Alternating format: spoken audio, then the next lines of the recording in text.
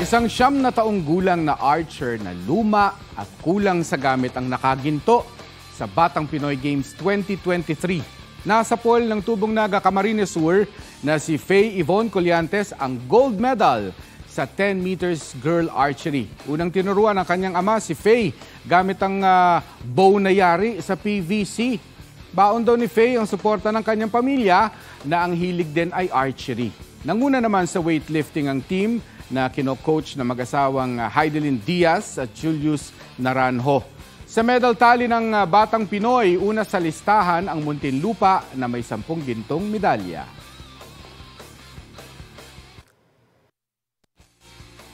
Kasi sila mama po, tapos si papa, si kuya rin po, archery rin, kaya nagaganahan po ako. Para sa akin mahalaga yun na nakikita ng mga bata nandun pa rin ako, na sinusupport sila. Kasi syempre ako nandun ako sa taas pero bumaba ako kasi gusto kong influence sila, inspire sila.